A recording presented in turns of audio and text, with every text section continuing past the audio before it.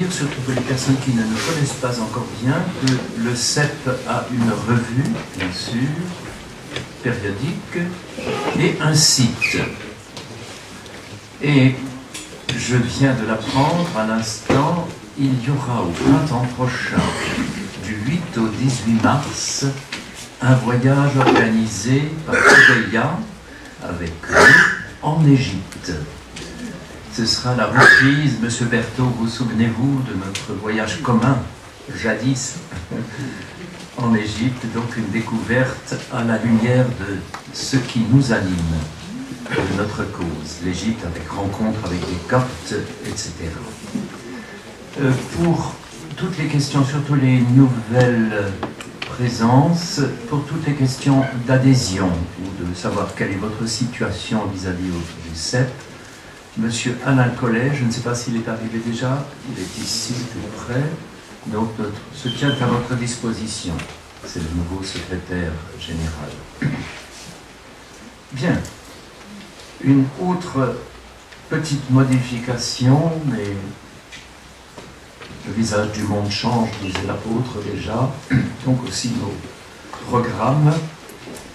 Monsieur Froger, qui était prévu, ne peut pas être présent pour des raisons de santé, mais c'est le père Gaborio qui le remplace, donc exactement avec le même sujet. Monsieur Jean-François Froger, dont nous gardons le souvenir d'une conférence qui s'était passée, je crois, à Nevers. Il nous avait révélé des choses fort intéressantes. Ne doutons pas que nous retrouverons la substantifique moelle de cela. Et vous, mon père, vous êtes d'ailleurs, vous travaillez, vous êtes collaborateur avec M. Froger. Donc, Père Gaborio, les implications du récit de la création et le rôle du Shabbat. À vous la parole.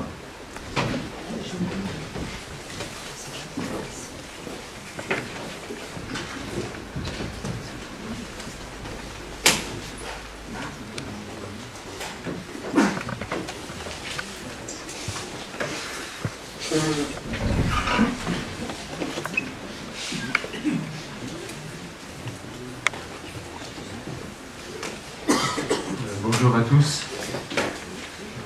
N'oublions pas que nous sommes aujourd'hui le jour du Seigneur, le jour consacré au Seigneur, à la contemplation de ses œuvres, 6 jours pour travailler, un jour pour contempler.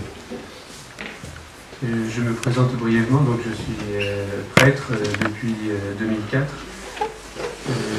Je suis actuellement doctorant en théologie biblique à l'Université de Fribourg et je m'intéresse depuis 20 ans aux travaux de Jean-François Froger, que j'ai eu en professeur au séminaire d'Ars. Et j'ai poursuivi l'intérêt pour ces travaux parce que son approche de l'écriture m'a beaucoup nourri au niveau de mon intelligence, tout en gardant la foi. Et ce qui n'est pas évident, parce que si vous regardez un petit peu l'histoire de l'exégèse, surtout récente, malheureusement, on a des personnes très érudites qui ont travaillé sur l'écriture sainte et qui ont perdu la foi.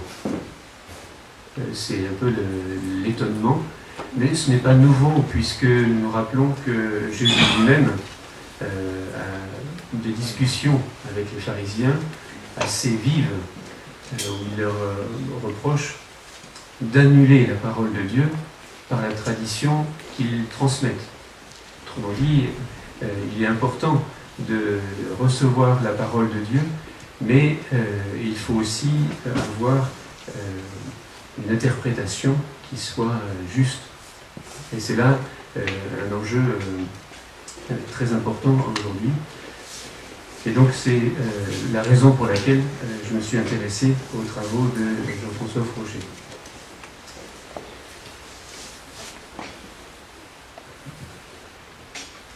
Alors j'ai composé ce petit diaporama. C'est toujours difficile et dangereux de mettre des idées comme ça plaquées sur des diapositives qui fixent les choses, parce que la réalité elle est d'un autre ordre. les choses que nous contemplons dans le monde, dans la création, ne sont pas figées. Alors je commence, diapositive suivante. Oui, simplement, juste avant, pour revenir annoncer le plan. 3 parties dans cette conférence qui suivent un petit peu le texte biblique de la création, de Genèse 1. Une première partie sur les 2 premiers versets de la Genèse. Ensuite, une autre partie plus brève sur les 6 jours de la création. Il y aurait tellement à dire que une petite introduction à ces 6 jours. Et enfin, une considération du 7e jour, le Shabbat, et ses implications pour nous aujourd'hui.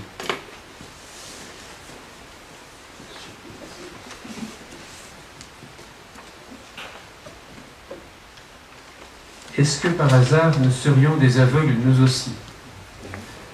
C'est une question que Jésus pose, que les pharisiens posent à Jésus à la suite de la guérison de l'aveugle-né, l'aveugle de naissance. L'aveuglement, c'est une conséquence du péché originel à laquelle s'est confronté Jésus lui-même, parce que comment montrer la vérité à des gens qui ne voient pas. Vous pouvez avoir un très beau tableau d'un artiste très réputé, et si vous le mettez devant quelqu'un qui est aveugle, l'effet est nul.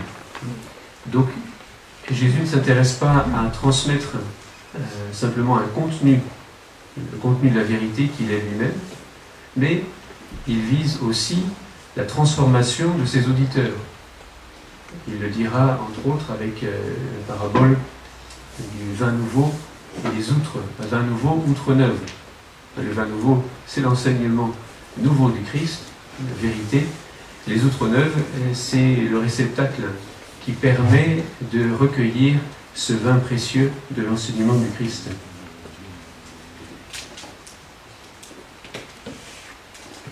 Pour toute recherche d'intelligibilité, en sciences, en théologie, nous avons besoin d'axiomes posés a priori.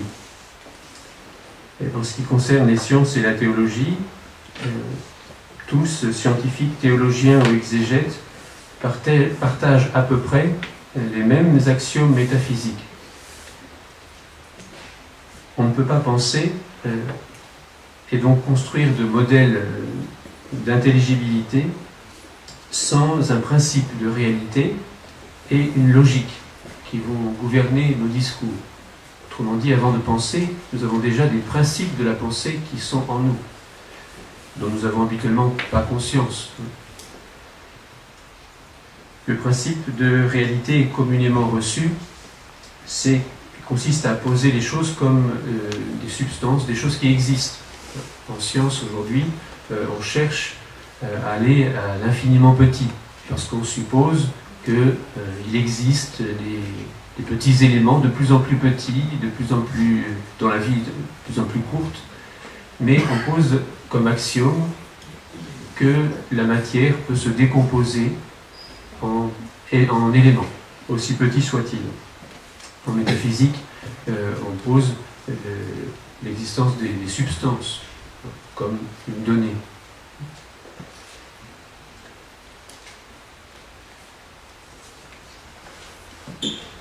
Donc la première étape, c'est d'examiner en nous quels sont les principes de la pensée qui nous animent avant même d'interpréter un texte.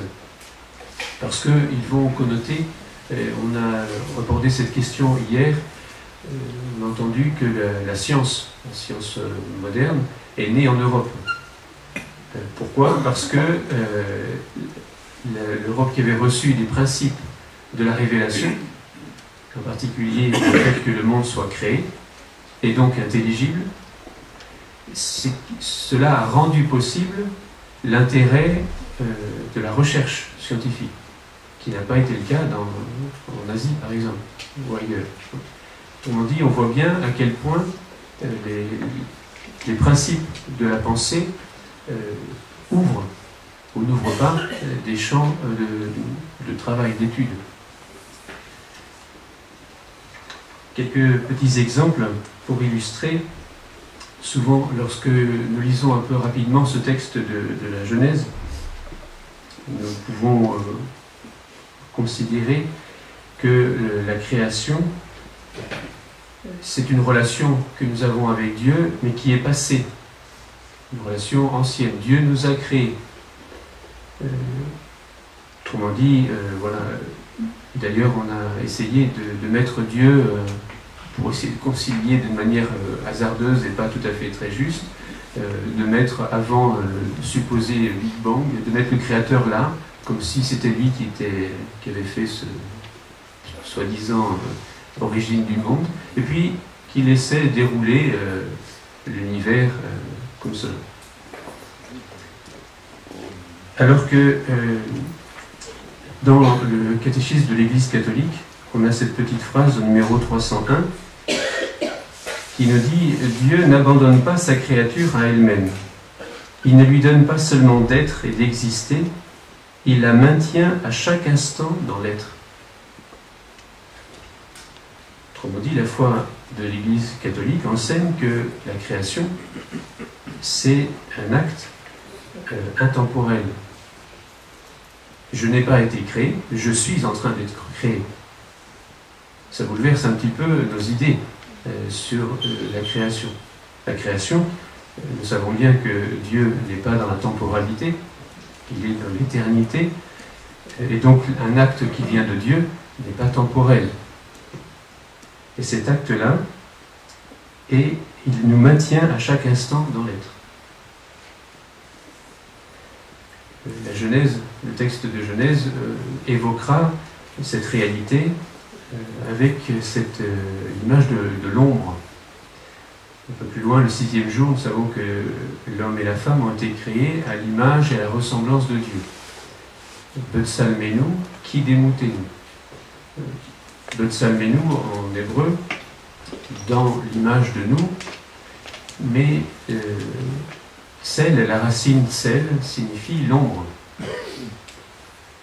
Parce que si nous considérons la réalité d'une ombre, qui est effectivement une certaine image, eh bien, une ombre, elle est le résultat d'une relation entre une source de lumière, un objet et un support.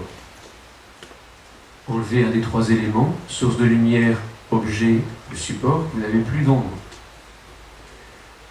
Si l'homme et la femme ont été créés dans l'ombre de Dieu, cela signifie qu'ils ne peuvent pas ne pas être en relation avec le Créateur. L'ombre de quelqu'un n'existe qu'en relation avec la personne. Qui est tout à fait, c'est une idée totalement différente du concept d'image que nous avons aujourd'hui, parce que vous pouvez très bien voir l'image de vos enfants dans votre portefeuille sans vos enfants. Mais vous ne pouvez pas avoir l'ombre de vos enfants avec vous sans eux. Donc dire que l'homme et la femme ont été créés dans l'ombre de Dieu, c'est dire qu'ils ne peuvent pas être coupés du Créateur. C'est une révélation assez extraordinaire, avec des images très simples.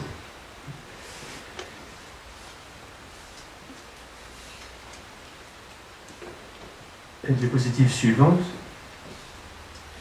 Ce que Jean-François et son ami de travail Robert Lutz proposent, c'est un nouveau principe de réalité et une logique un petit peu différente. Une logique dite quaternaire. Alors, ils ont écrit plusieurs ouvrages, j'en ai apporté 2 ici, vous pourrez les voir à la fin de la conférence. Structure cachée du réel, fondement logique de la physique, et puis un dernier qui vient de paraître. Théorie déductive de la physique des particules.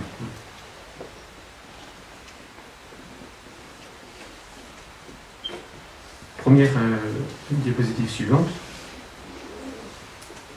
Première partie, donc, nous commençons l'approche du texte de Genèse, du texte de la Révélation, qui nous dit, alors, ce qui est toujours important quand on aborde un texte biblique, lorsqu'on ne connaît pas les langues originales, donc l'hébreu, il est bon d'avoir plusieurs traductions. Et même avec plusieurs traductions, c'est parfois difficile d'avoir accès au sens premier. Une traduction de Louis II. Au commencement, Dieu créa les cieux et la terre était informe et vide, il y avait des ténèbres à la surface de l'abîme, et l'Esprit de Dieu se mouvait au-dessus des eaux. Le texte biblique se présente à nous comme un texte de révélation. Qui dit révélation dit transmission d'une connaissance à laquelle l'homme ne peut pas atteindre ni par son expérience sensible, ni par raisonnement. Il y a certaines choses que l'homme peut atteindre par sa réflexion, par sa raison, mais s'il y a une révélation, c'est bien que le raisonnement humain et la sensibilité sont insuffisantes pour atteindre toutes les vérités, d'où la nécessité d'une révélation. La difficulté lorsque nous abordons un texte révélé, c'est que nous ne l'abordons pas, comme je l'ai dit tout à l'heure, avec un esprit vierge, vide. Nous avons été façonnés, on a parlé beaucoup de la langue maternelle, la langue nous façonne dans notre manière de penser. Nous ne pensons pas comme un Chinois pense. C'est une manière, la langue transmet une structure au niveau de pensée qui est propre à elle.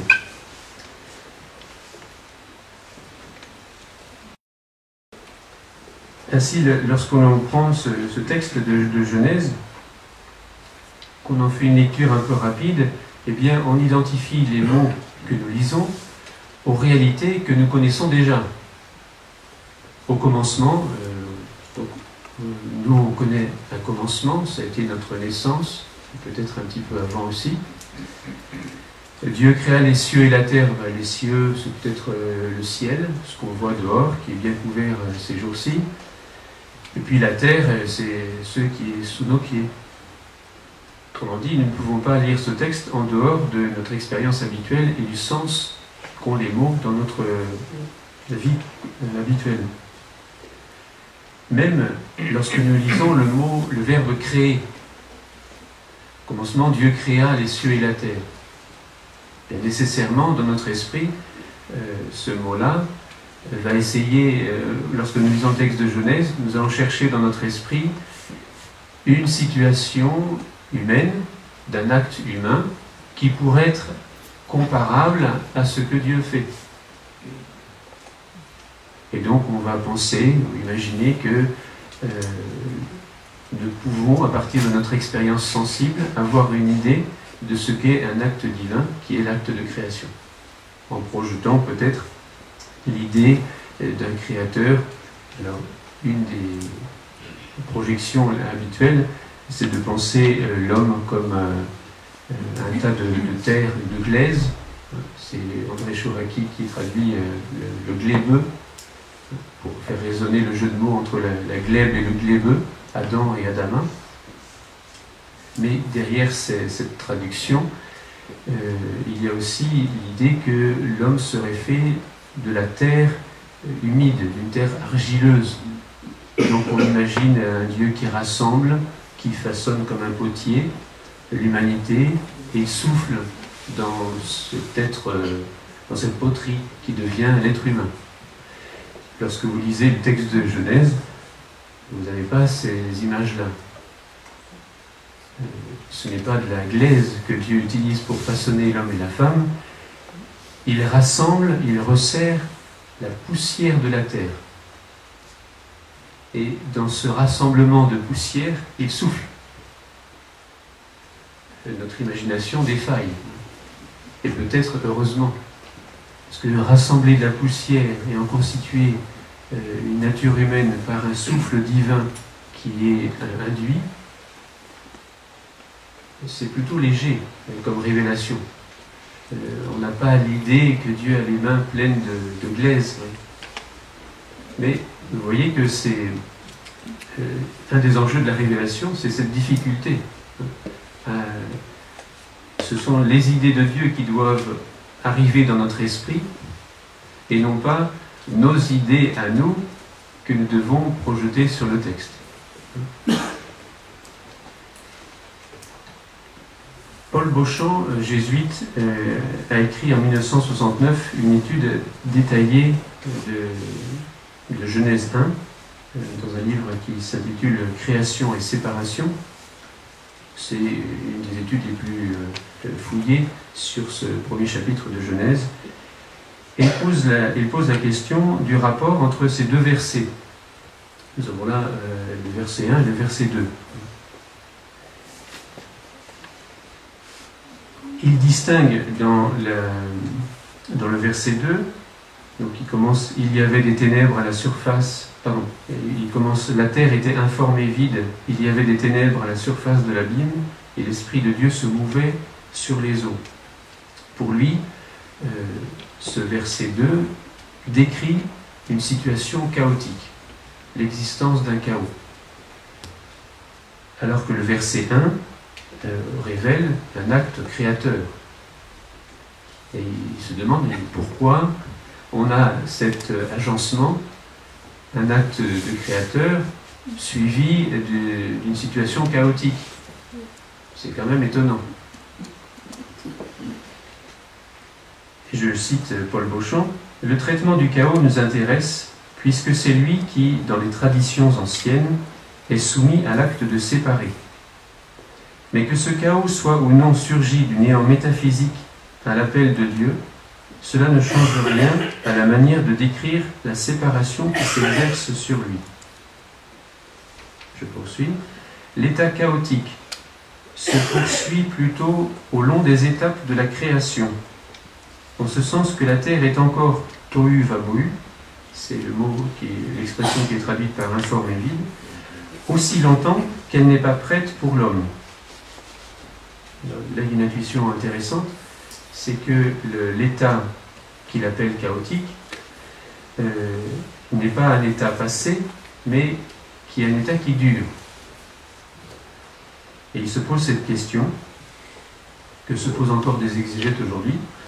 La terre inorganisée, les ténèbres, le théôme c'est l'abîme, et l'eau, sont-ils vraiment représentés comme ayant Dieu pour cause? Il se pose la question parce que, apparemment, si on lit un peu vite, on a l'impression que Dieu ne crée que les cieux et la terre, et que les ténèbres, l'abîme et les eaux sont là, déjà, avant un acte divin. Ce qui laisse penser à la manière dont les autres traditions anciennes nous parlent de l'histoire du monde. Un état chaotique et puis une mise en ordre. Je termine avec Paul Beauchamp. Dire que Dieu a créé ce qui est informe aurait obligé l'auteur, lui, à appliquer le terme créé à des éléments négatifs. Ça, c'est l'interprétation de Paul Beauchamp. Il est intéressant de noter dans son exégèse, cette exégèse, que les traditions anciennes sont utilisées pour comprendre le texte révélé, et que les eaux, les ténèbres et l'abîme sont considérés comme des éléments négatifs, comme un chaos. Et ça, ce sont ses présupposés à lui. On suppose que l'eau, l'abîme, les ténèbres sont des éléments négatifs, alors que le texte ne dit rien de cela. Derrière cette lecture, cette interprétation de Paul Beauchamp, qui a beaucoup d'avantages par ailleurs, hein, mais je prends un exemple. Derrière cette lecture, on peut discerner une influence de la cosmogonie grecque, avec cette opposition du chaos et du cosmos. Le chaos décrivant une situation immense indifférencié de l'espace qui préexiste à toute création. Le texte biblique va répéter dans la suite des jours que tout ce que Dieu a fait est bon, et le 6e jour, très bon. Mais nous arrivons quand même à introduire dans le récit de la révélation des éléments négatifs, pour ne pas dire mauvais, comme si la bonté était nécessairement liée à quelque chose de mauvais. Donc je donne cet exemple pour dire, voilà, le texte biblique, la révélation divine, ne cesse de nous marteler que tout ce que Dieu fait, c'est bon, et pourtant, on arrive à plaquer sur ce texte des éléments mauvais. Un état chaotique. Diapositive suivante. Parce que dans l'esprit de Paul Beauchamp, et puis dans beaucoup de nos esprits, et d'ailleurs ce n'est pas faux, nous pensons selon une logique binaire qui va s'interpréter à propos de ces 2 premiers versets de Genèse comme, eh bien, la création est divisée en 2, il y a les cieux et la terre, comme dira saint Paul dans l'Épître aux Colossiens, chapitre 1, verset 16, « Car en lui, Jésus, ont été créées toutes les choses qui sont dans les cieux et sur la terre, les visibles et les invisibles. » Donc saint Paul lui-même, auteur inspiré, donc c'est la parole de Dieu, confirme cette manière de lire le monde. Il est possible de diviser le monde en 2, le monde visible et le monde invisible, figuré par les 2 termes, cieux pour le monde invisible et terre pour le monde visible. Mais que faisons-nous des autres mots qui apparaissent dans le verset 2 de la Genèse? Les eaux, l'abîme. L'expression, effectivement, les cieux et la terre est souvent utilisée dans l'Écriture pour parler, comme saint Paul, du monde visible et du monde invisible. Mais parfois, et assez souvent, nous retrouvons les cieux, la terre et la mer. Et parfois aussi les cieux, la terre, la mer et l'abîme. Et la diapositive suivante. Donc, les questions que soulève la logique binaire, c'est Dieu a-t-il créé les eaux et l'abîme? S'il ne crée que les cieux et la terre, qu'en est-il du reste? Autre question, les eaux et l'abîme appartiennent-ils à la terre? Ce seraient des sous-catégories de la terre. Et puis, question, le Créateur intervient-il dans un chaos préexistant?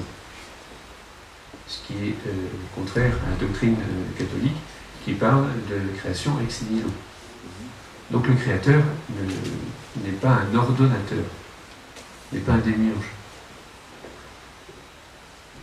Diapositive suivante.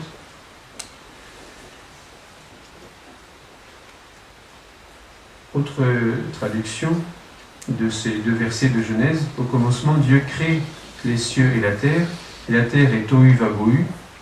Lorsqu'on ne sait pas traduire, et c'est le cas pour ces 2 mots, il vaut mieux garder le transcrire.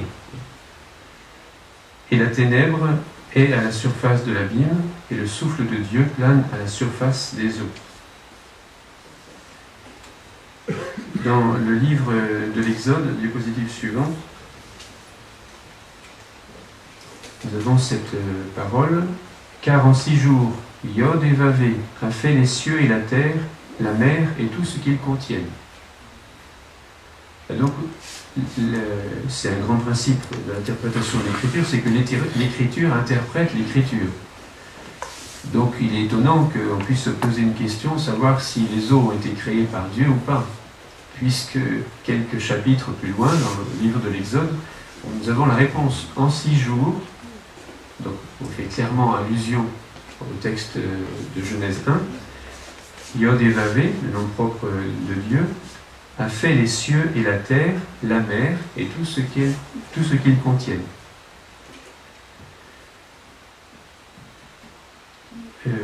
Autre citation, parmi les nombreuses qu'il y a dans l'Écriture, qui mettent ensemble ces trois termes, et parfois les quatre, comme nous voyons dans le psaume 135, « Tout ce que veut le Seigneur, il le fait ». Donc la volonté divine s'exerce partout, dans tout ce qu'il crée. Dans les cieux et sur la terre, dans les mers et dans tous les abîmes. Dans ce psaume, on retrouve 4 éléments que nous avons déjà dans les 2 versets de Genèse 1.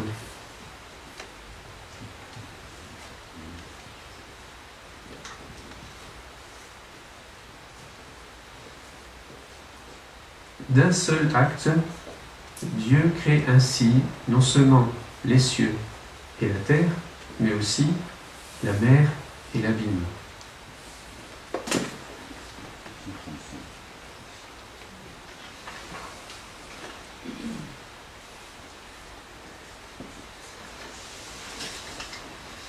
Alors comment comprendre? Parce que si,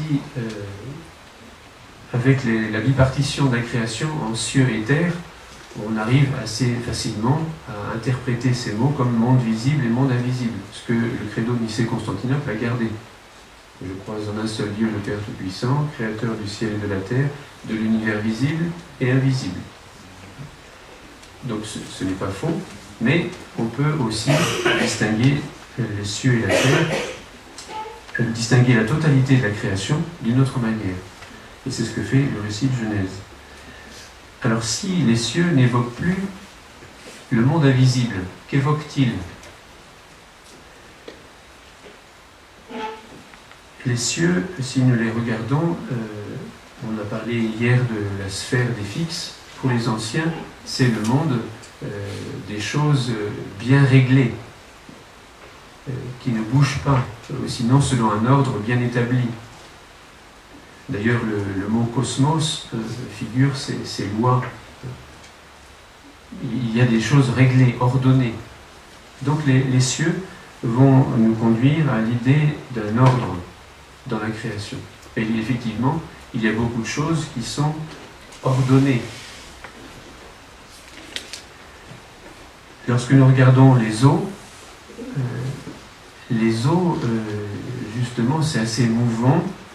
Elles sont calmes ou tumultueuses. Toutes les images qui peuvent se former sur un lac, à la surface d'un lac calme, on voit un reflet. D'ailleurs, c'est le premier lieu des images. Pour Moïse et les Hébreux, qu'est-ce que c'est qu'une image? La réalité de l'image, elle est liée à l'eau, d'abord. Une eau plane, calme, dans laquelle on peut voir son visage. Donc l'eau, elle va être le lieu des images, mais aussi de tout ce qui n'a pas de forme. L'eau peut prendre toutes les formes possibles, tous les reflets, mais en même temps se déformer. Donc l'eau va nous conduire à penser quelque chose où il n'y a pas vraiment, il n'y a pas d'ordre. La terre, qui est décrite dans le récit de la Révélation comme Tohu Vabohu, eh bien, si on la compare aux cieux, effectivement, sur terre, nous voyons certaines choses réglées, selon des lois, mais pas tout. Tout n'est pas réglé. Des choses aléatoires. Lorsque nous regardons les parcs, il y a beaucoup d'arbres. Le code génétique des arbres, elle ne change pas. Il y a des lois qui sont inscrites dans l'espèce de chaque créature. Mais le lieu où tombe chaque feuille, ce n'est pas intégré au code génétique. De savoir si telle semence va pousser ou être écrasée ou être dévorée par un rongeur, ce n'est pas écrit dans le code génétique. Donc dans la terre, il y a à la fois ce mélange de choses ordonnées et de choses aléatoires. Quant à l'abîme, c'est le quatrième terme qui reste, eh bien, il est recouvert par un voile de ténèbres. Autrement dit, il existe une partie de la création dont nous ne pouvons absolument pas avoir l'expérience, parce qu'elle n'est ni ordonnée, ni aléatoire, ni mélange d'ordre et d'aléatoire. Mais elle existe. Vous voyez bien que sans une révélation, on ne pourrait pas atteindre à l'existence d'une partie de la création inaccessible à notre expérience. Diapositive suivante. Alors, voilà une manière de considérer la totalité de la création, non plus en visible et invisible, mais en tenant compte des 4 termes présents dans les 2 versets de Genèse 1.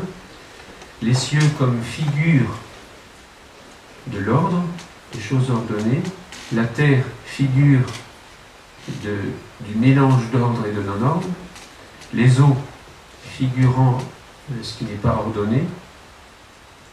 Vous remarquez bien que je n'ai pas utilisé le mot désordre. Parce que en logique binaire, dans la dualité, on va opposer l'ordre au désordre. Là, il n'est pas question de désordre, parce que parler de désordre, ce serait supposer que c'est mauvais. Le désordre, c'est dans une chambre mal rangée, où il y aurait dû y avoir de l'ordre. Là, les eaux ne sont pas désordonnées. Elles figurent des choses qui ne sont pas ordonnées par nature. Et ce n'est pas mauvais. Et l'abîme, donc, figure de ce qu'on peut qualifier en logique, parce que vous voyez bien que c'est une conséquence logique. Qu'est-ce qu'il peut y avoir en dehors d'un ordre, de ce qui n'est pas ordonné, du mélange des deux? Mais aucun de tout cela. À quoi ça correspond? On n'en sait rien.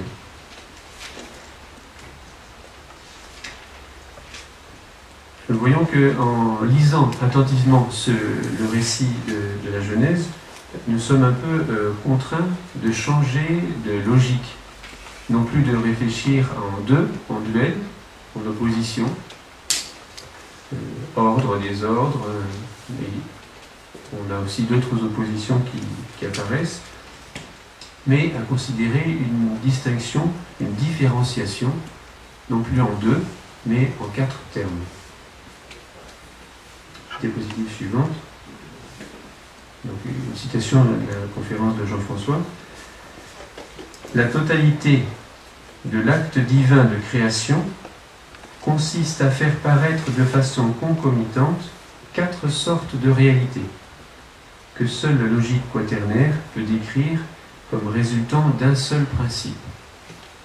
Et c'est là un peu la nouveauté de ce que développent Jean-François et Robert Lutz, c'est qu'à partir d'un seul principe, d'un seul acte, qui est un acte de différenciation, un acte créateur, eh bien, adviennent 4 types de réalités figurées par les 4 mots de Genèse, à savoir les cieux, la terre, les eaux et l'abîme.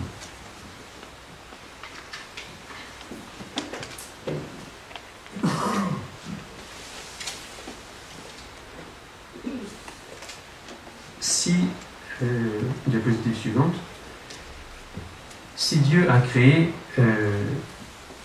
toutes ces réalités, ça veut dire qu'il n'est pas ces réalités. Il n'appartient pas à ce qu'on vient de voir. Il n'est pas à trouver dans l'ordre du monde. Et là, ça bouscule un petit peu nos idées. Il n'est pas dans le mélange d'ordre et de non-ordre, ni dans des choses purement aléatoires, ni même dans le vide de tout cela. C'est lui qui crée tout cela. Donc il n'est pas tout cela.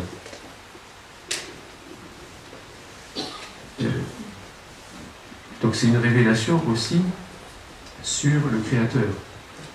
La manière de considérer la création de cette manière bouleverse aussi la manière de penser Dieu. Tout ce qu'il crée, ce n'est pas lui.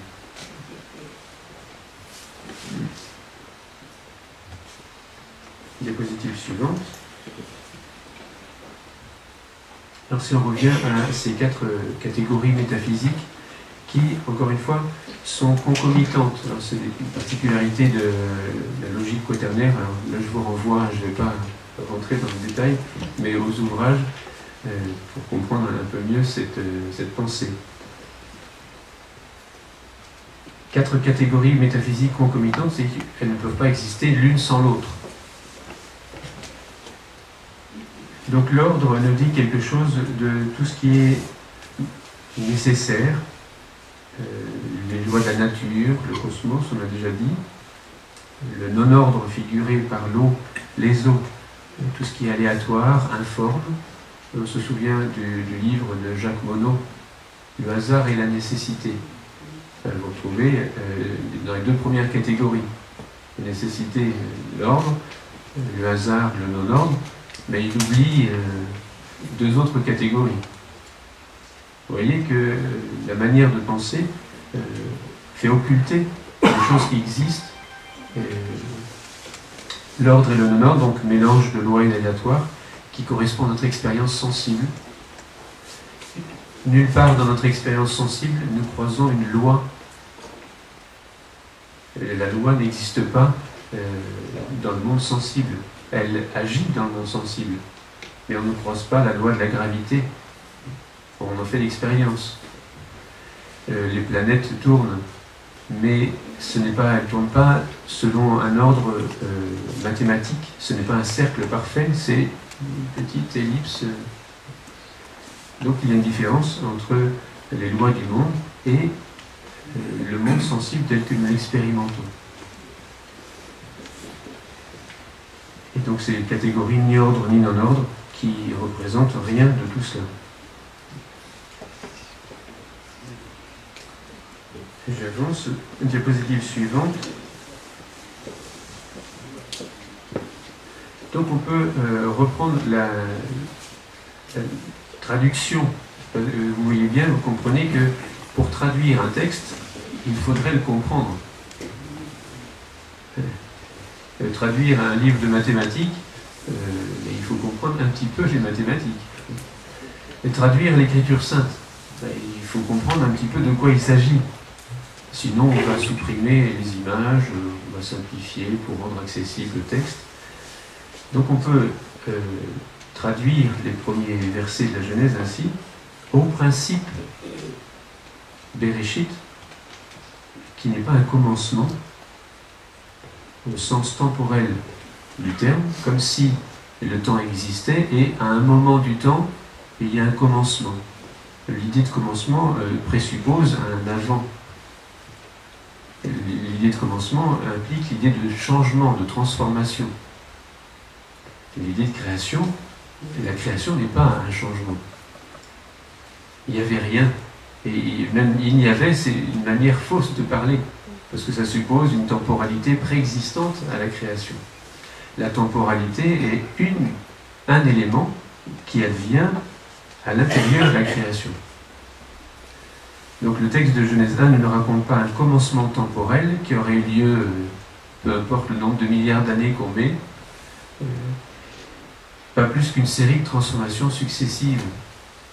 Les 6 jours de la création qui se suivent ne disent pas quelque chose de temporel. On va voir juste après le sens du mot jour. On a posé la question hier. Donc ces 2 versets nous révèlent que la création est le résultat d'un acte divin intemporel, donc qui n'est pas passé, qui est présent pour nous, posé comme principe de l'existence de toutes choses qui adviennent comme terme d'une structure quaternaire de différenciation. Autrement dit, dans notre expérience du monde, lorsque nous avons une relation avec un objet sensible, un arbre, nous voyons une forme de ce qui appartient à la Terre, donc un mélange d'ordre et de non-ordre. Mais nous devons penser en même temps qu'il existe, puisque cette forme existe là, quelque chose dans les lois, absolument invisible, quelque chose de possible qui a été réalisé, et puis ni ordre ni non-ordre, concomitant à l'existence et à l'apparition de toutes les formes du monde.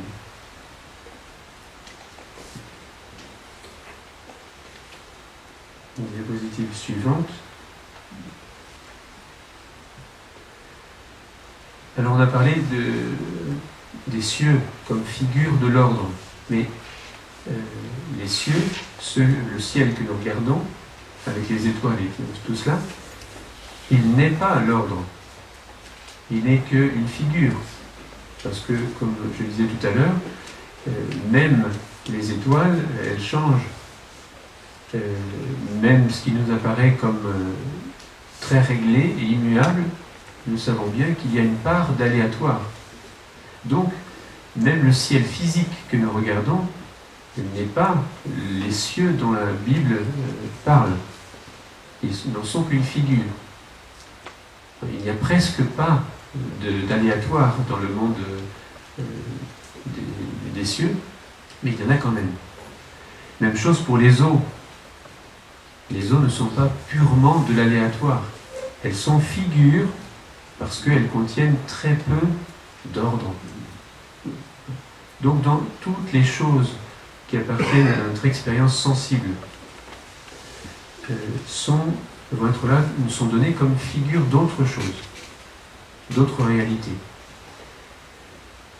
Mais c'est à travers notre expérience sensible que la Bible va nous conduire à la totalité de la création.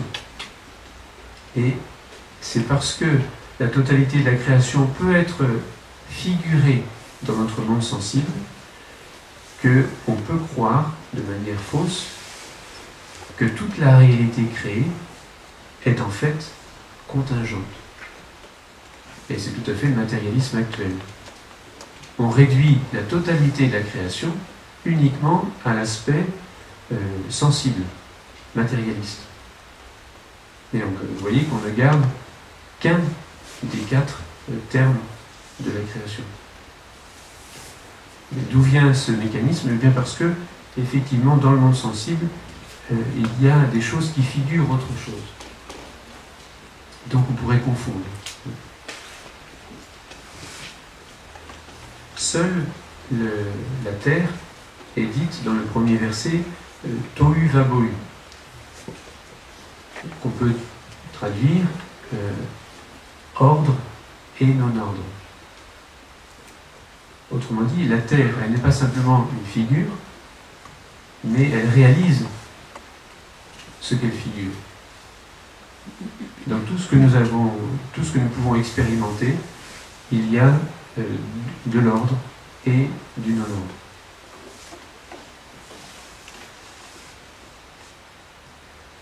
Quant à l'abîme,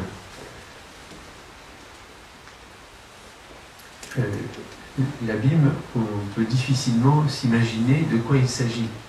Quelle est cette partie créée par Dieu qui échappe à notre expérience sensible? Eh bien, on est obligé d'utiliser des outils de l'ordre d'une nouvelle négation, parce que l'abîme, c'est ce qui est ni de l'ordre, ni du non-ordre. Or, on n'est pas habitué à avoir une double négation. Et c'est là qu'intervient la pertinence d'une logique quaternaire, où il n'y a plus simplement 0 ou 1, c'est la logique habituelle, mais des catégories de valeurs plus riches. La logique quaternaire permet de considérer le monde de manière plus fine. Mais je laisse là pour c'est bien expliqué dans les ouvrages de Jean-François de Roberius.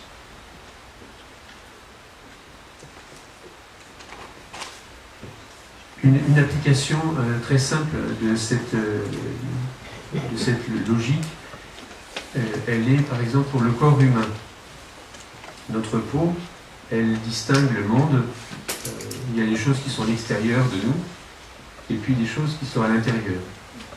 Et la peau, elle est un petit peu la frontière. Elle distingue à l'intérieur et à l'extérieur. Ça, c'est la logique binaire. Oui, mais lorsque l'air qui nous entoure, quand nous respirons, et il est bien en nous. Et puis, lorsque nous transpirons, c'est bien certaines choses de notre corps qui sortent. Lorsque nous regardons un paysage, et toutes les couleurs, tout ce que nous voyons rentre en nous. Donc nous pouvons distinguer avec notre corps, avec la peau, pas simplement un intérieur et un extérieur, mais distinguer ce qui à l'extérieur doit rentrer et ce qui à l'extérieur ne peut pas rentrer. Les poteaux de cette pièce ne peuvent pas rentrer en moi, sinon je suis détruit. Mais par contre, il y a quelque chose qui rentre, c'est ma perception que j'en ai. Même chose à l'intérieur de moi-même. Lorsque je parle, eh bien je fais sortir quelque chose de mon... Mais tout ne doit pas sortir. Donc à l'intérieur, il y a des choses qui doivent absolument rester et des choses qui doivent sortir. Donc c'est notre manière de considérer l'intérieur et l'extérieur d'une manière plus fine.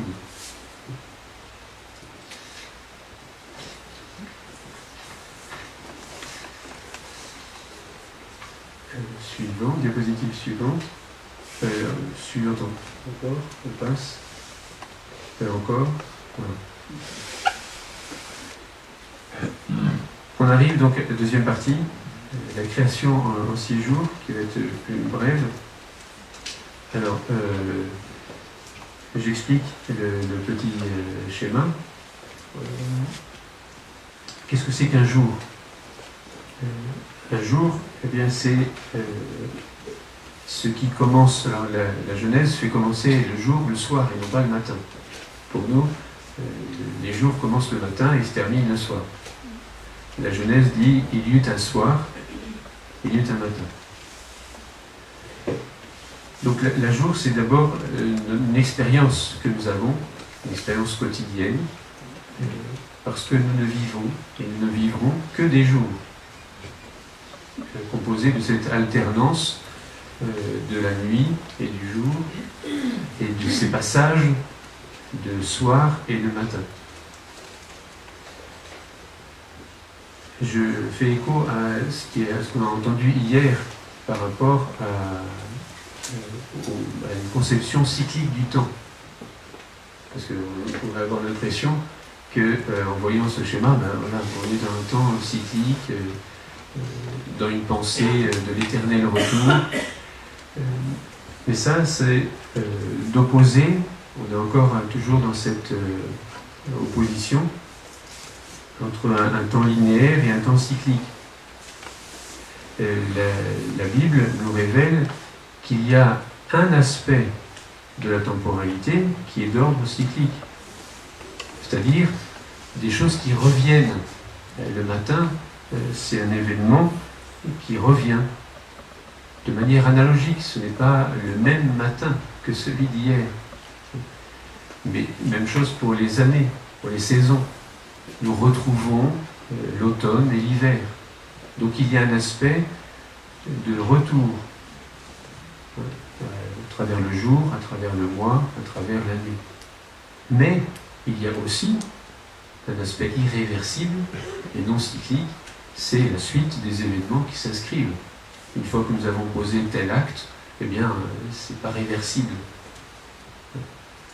Donc, il y a à la fois ces doubles aspects. Le récit de la création, donc, utilise la forme du jour comme matrice de révélation. Au soir du premier jour, qui ne s'appelle pas d'ailleurs dans la Genèse le premier jour, mais le jour unique, Yom Echad, comme s'il n'y avait qu'un seul jour.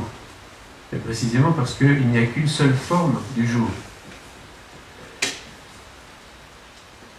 C'est le cercle qui peut être utilisé pour montrer un mouvement qui revient, divisé en deux, le soir et le matin.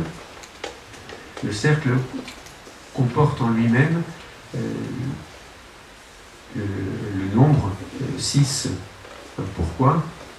Puisque si vous dessinez un cercle avec votre compas, on a tous fait, vous gardez l'ouverture du rayon et vous reportez le rayon sur la circonférence et vous avez exactement 6 parts. Nous pouvons diviser un cercle en 6 parts égales uniquement en gardant le rayon. C'est une propriété du cercle. Ce qui est intéressant, puisque la Genèse va s'en servir, parce qu'à la fois il y a un jour unique, mais ce jour unique, il est tellement dense qu'il va être révélé sous la forme des 6 jours. Donc 6 jours, c'est la manière de révéler le jour unique, qui commence, donc chaque jour commence le soir, se poursuit jusqu'au matin et termine le soir suivant, pour faire un tour complet. Si vous faites le compte, on commence le soir, on passe par le matin, on a en tout 12 périodes, 12 demi-jours. 6 périodes de nuit, 6 périodes de jour. Ça va? Le nombre 12 sera utilisé beaucoup dans l'Écriture, dans l'Ancien et dans le Nouveau Testament. Et puis, diapositive suivante, lorsqu'on considère les jours, on voit un lien qu'il y a entre le premier jour et le quatrième, le deuxième et le cinquième, le troisième et le sixième. Cette manière de distribuer les jours fait commencer le premier jour en bas à droite, après le soir. Le deuxième jour, donc, il suit, le troisième jour, donc, quatrième, cinquième, sixième. Donc les jours se correspondent. Le troisième jour est composé de 2 moments, et le sixième jour aussi. Donc là, il y avait beaucoup de choses à dire, mais il faut avancer. Alors vous allez me dire, mais le 7e jour, où est-ce qu'il est? Eh bien, le 7e jour, il n'entre pas dans ce cycle des 6 jours. Parce qu'il n'a ni soir ni matin. On ne parle pas du soir et du matin du 7e jour. Il est donc hors cycle. Le cycle est rompu. Avec le 7e jour, on sort d'une certaine manière de la temporalité. C'est quelque chose d'étonnant, mais comment on peut sortir de la temporalité alors que nous sommes dans la création? C'est un rituel. Et la manière dont il nous est révélé fait penser à une sortie du cycle avec ce 7e jour. Bien sûr, dans notre semaine, la semaine vient de là, le dimanche, le samedi pour les Juifs, fait partie des jours habituels. Et il y a bien un soir, il y a bien un matin, mais dans la manière dont il est révélé, il n'appartient pas à la temporalité habituelle. On dit c'est un jour sacré, mis à part. On lui interdit d'être un jour comme les autres.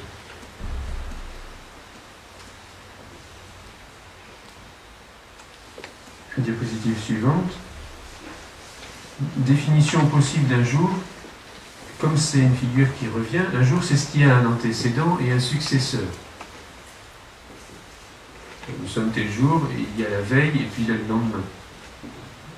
Si on prend cette définition, on se rend compte que dans le récit de la Genèse, il y a 4 types de jours. Le jour unique, le jour 1, il n'a pas d'antécédent. On n'appelle même pas premier jour. Donc il est non antécédent, NA, et il a un successeur, le deuxième jour. C'est une particularité du jour unique. Les jours 2, 3, 4 et 5, eux, ils ont à la fois un antécédent et un successeur. Le jour 6, en hébreu c'est jour le 6e, il a un antécédent, c'est le 5e jour, mais il n'a pas de successeur, puisque le 7e jour est un non-jour, il ne fait pas partie du cycle. Et le 7e jour est tout à fait à part, puisqu'il n'a ni antécédent, ni successeur. Vous voyez, donc cette manière de considérer les jours correspond analogiquement à la structure de la création. Diapositive suivante. Donc cette quaternité des jours reflète la quaternité de la création. Et effectivement, le premier jour va nous révéler des choses sur le ni ordre ni non-ordre. Cette lumière que Dieu crée, qui sort des ténèbres, qui est séparée des ténèbres. On se souvient que la ténèbre recouvre l'abîme. Donc l'apparition de la lumière, la création de la lumière du premier jour, nous dit des choses, nous révèle des choses sur la catégorie ni ordre ni non-ordre. Les jours 2, 3, 4 et 5 commencent donc par le deuxième jour. Et de quoi on parle dans le deuxième jour? De l'eau. Et l'eau, précisément, on a vu qu'elle figure des choses qui sont non ordonnées. Et toute cette révélation des jours 2 à 5 vont nous parler des choses qui sont aléatoires, où il y a quelque chose à faire. Le jour 6 va figurer, et on parle, c'est là qu'est créé l'homme et la femme, donc d'ordre et de non-ordre, donc le monde sensible, les choses que nous expérimentons. Et le jour 7e, qui n'a ni antécédent ni successeur, va figurer quelque chose de l'ordre.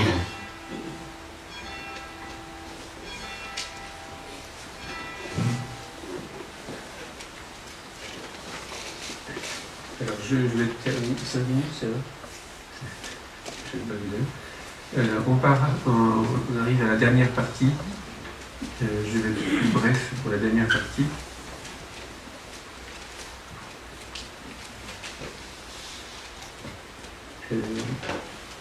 Beaucoup de choses qui concernent le Shabbat sont dans ce livre, Le Maître du Shabbat, donc, écrit par Jean-François Froger, qui fait suite à une dispute, un échange entre le pape Benoît XVI et le rabbin Neusner, où pour le rabbin, Jésus a objectivement violé le Shabbat. Et effectivement, lorsque nous lisons l'Évangile, il y a beaucoup, apparemment, le Shabbat, la question du Shabbat, c'est une question conflictuelle entre Jésus et les rabbins. Donc Jean-François prend tous les récits de miracles, en particulier, qui ont engendré quelques soucis à Jésus, et il montre que non seulement Jésus ne transgresse pas le Shabbat, mais qu'il l'accomplit et qu'il est le seul à pouvoir l'accomplir. En partant de tous ces récits, donc je vous recommande la lecture de cet ouvrage, Le Maître du Shabbat.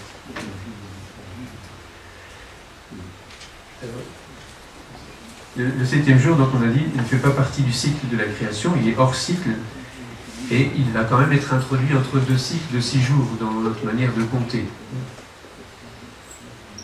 Et c'est un acte rituel. Le rituel, c'est ce qui est donné aux hommes pour qu'ils puissent exister ensemble, reliés par un rapport avec la divinité, Dieu qui les crée. La sanctification du dimanche, pour les chrétiens, c'est un rituel au cours duquel on se souvient de ce que Dieu fait, des œuvres de Dieu. On arrête les œuvres humaines, on cesse le travail, l'interdit du travail, pour entrer dans l'agir divin, qui lui est non temporel, hors cycle.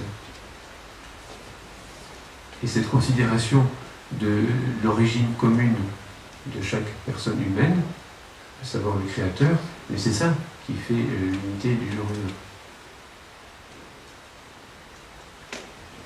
Diapositive suivante, donc le texte du 7e jour, et Jean-François traduit Elohim, le mot Elohim, par la divinité, parce que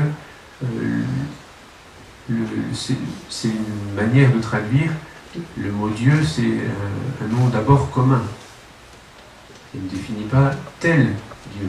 C'est le nom propre, Yod et Vav E, qui va qualifier le Dieu des dieux, qui se révèle dans l'Écriture sainte.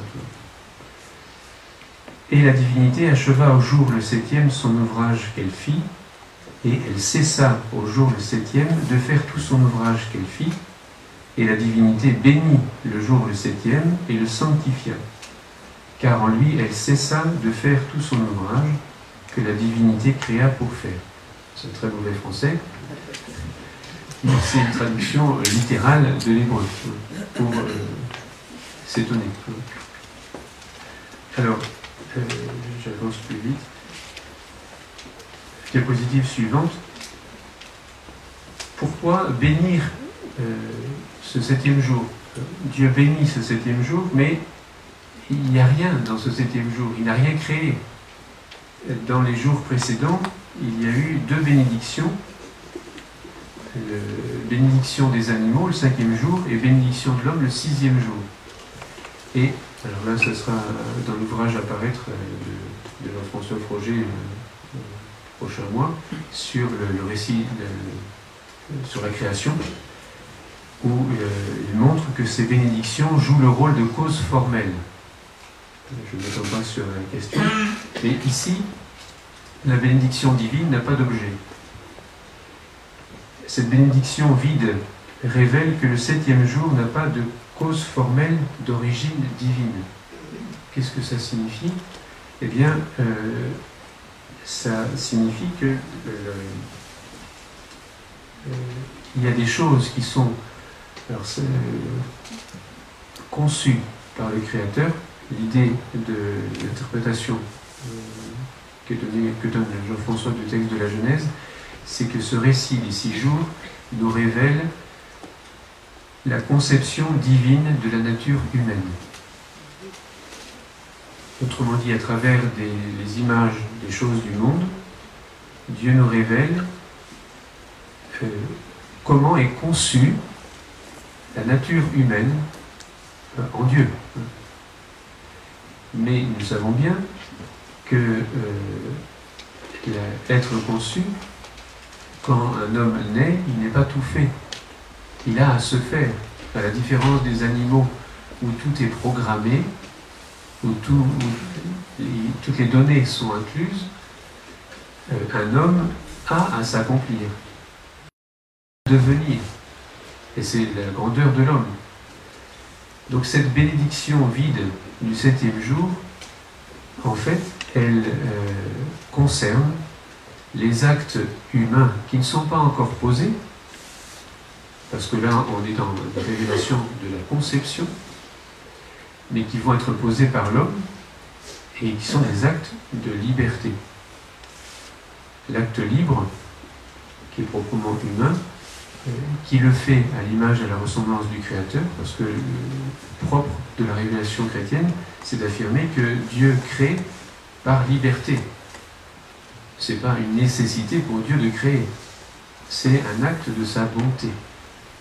Eh bien, comment répondre à la bonté du Créateur en contemplant sa création avec toute la richesse de sa diversité et en posant des actes libres, en rendant grâce aussi pour ce que Dieu donne.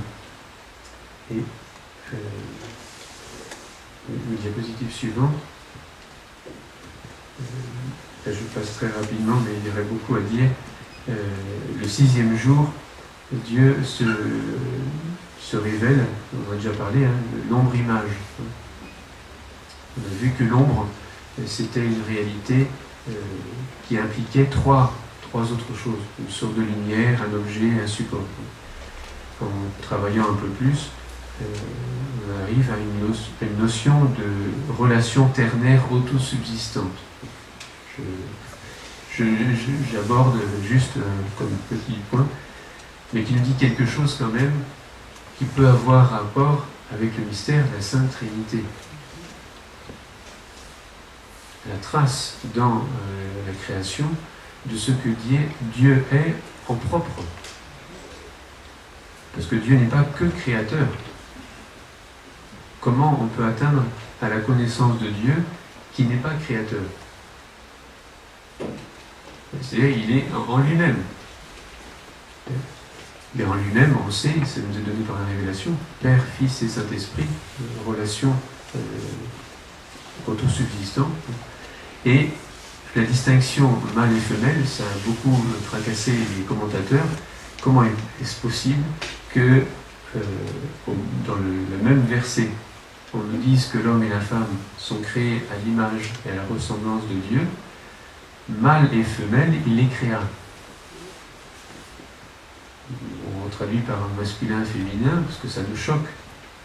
En quoi la corporéité humaine peut être à l'image de Dieu qui n'a pas de corps.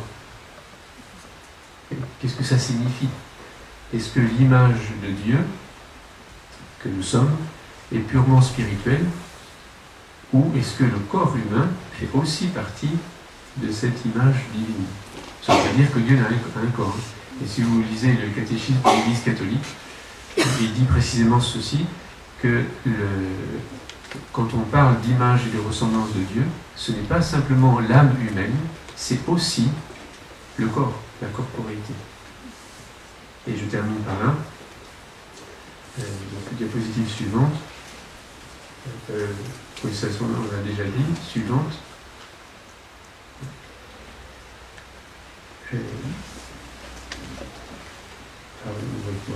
Je vais passer un peu vite parce que vous voyez, le Shabbat existe avant la chute, avant le péché originel. Après le péché originel, il va devenir un commandement, un des 10. Mais avant, qu'est-ce que c'est que ce Shabbat? Donc il a un sens avant même le péché originel.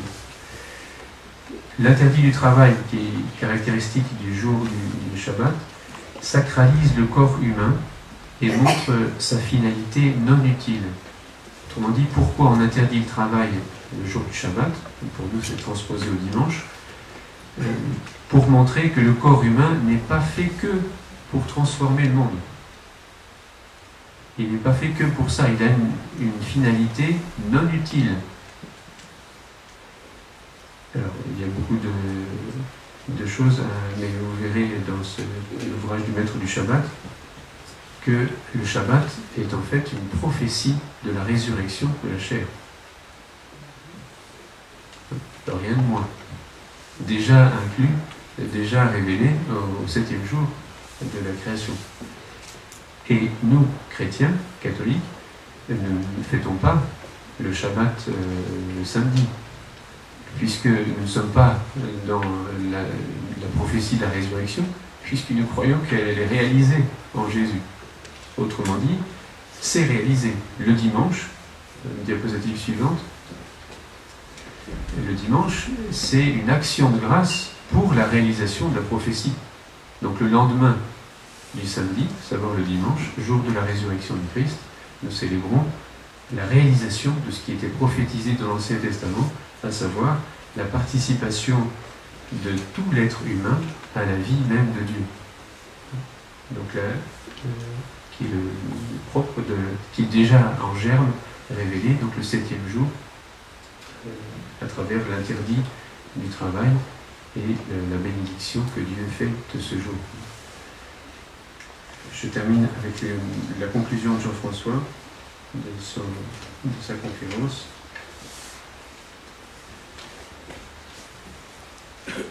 Il est très remarquable qu'un texte aussi ancien que le récit de la création réponde exactement aux structures et aux logiques applicables à la différenciation du monde, métaphysiquement et physiquement. On peut raisonnablement conjecturer que l'auteur de la Genèse, Moïse pour la tradition la plus fiable, n'ait pas pu penser ces choses explicitement. Il en résulte que nous avons ici une preuve de son inspiration. Il est difficile en effet de penser une telle rencontre due au hasard.